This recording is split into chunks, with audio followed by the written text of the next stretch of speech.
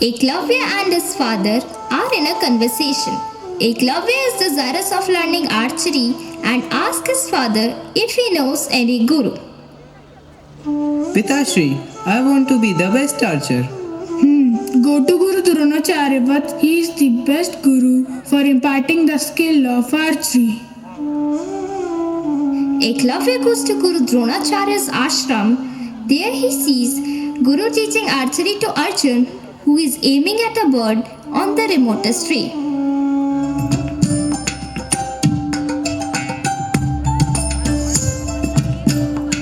Charan Sparsh Gurudev. Who are you, Vats? Where do you come from? And what do you want? I am Eklavya from a tribal family. I want to learn archery from you. But son, I teach the skill only to the royal families. As you say, Gurudev.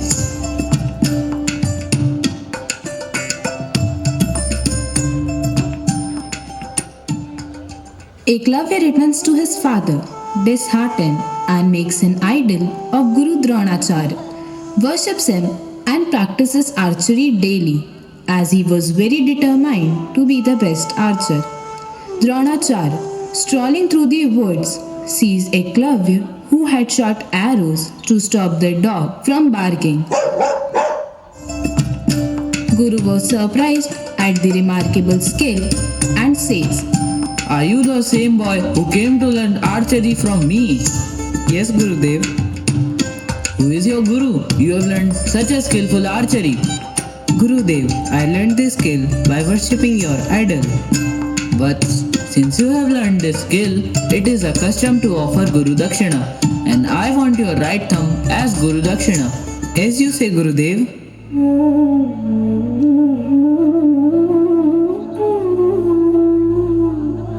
Thus, Eklavya offers his thumb to Guru and shows devotion. This showcases the Guru Shishya Parampara, where Eklavya shows his extreme respect and obedience towards his Guru.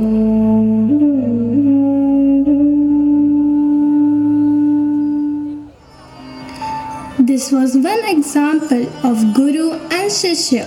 The second is of Panini, a Shishya who became a great scholar and showed his dedication towards learning. Panini went to Gurukul along with other children, but as he was not so brilliant student, the Guru refused to teach him and said, Shishya Panini, come here. Yes, Guruji. Concentrate on your study words. Sorry, Guruji. Show me your palm words. Shishya Panini, you don't have line of wisdom on your palm, so you can't become a scholar.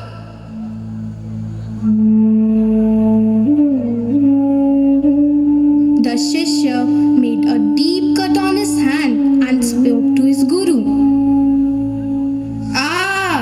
Guruji, now I have line of wisdom on my palm, so I can become a scholar. Shishya, now no one can stop you from acquiring knowledge. You may be blessed. After some years, on the advice of his Guru's wife, he followed a group of rishis to the Himalayas to do penance and gain knowledge from Lord Shiva. Lord Shiva was rejoiced and appeared before him, performed his dance and played his damru for 14 times.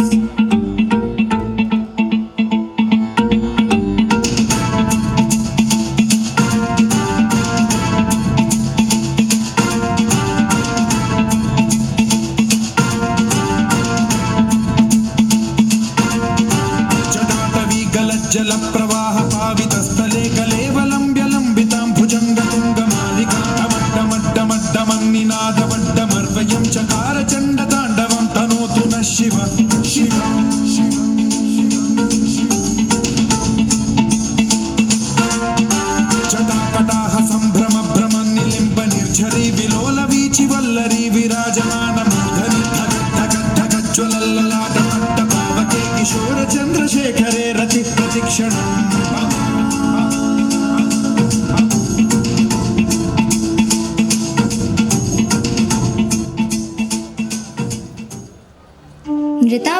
Panini Nataraj राजो ननाद ढक्कम नवपंचवारम उर्दुतु कामः सनकादि सिद्धिनिव दिमर्ते शिव सूत्र जालम. Shiv performed the Tandav Nrityu and played his Damru 5 to then 9 times, altogether 14 times. This was developed as 14 Shiv Sutras and Rishi Panini used them for the betterment of other rishis. This devoted and desirous child was none other than the great scholar and the Hindi grammarian Guru Panini. These 14 Shiva Sutras are called as the Maheshwar Sutrani or Shiv Sutrani. Maharshi Panini created the Ashtadhyay, which is the origin of the grammar of Vedas.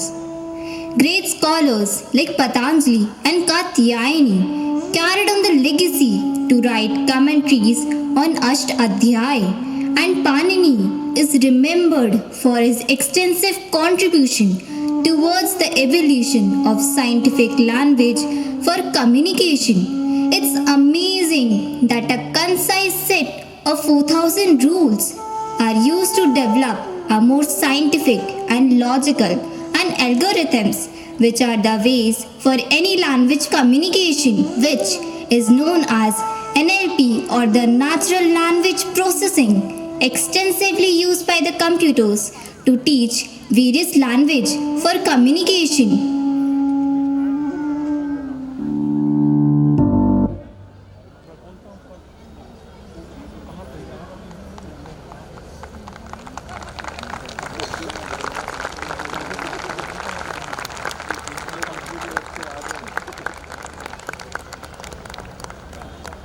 Hello. The beautiful act was choreographed and directed by Mrs. Vandana Rao ma'am and Mrs. Gauri Bachile ma'am. Please give a big round of applause. Guru Shishya Parampara has been the cornerstone of India's knowledge and tradition for centuries. It is built on the foundation of trust, respect, and selfless service. The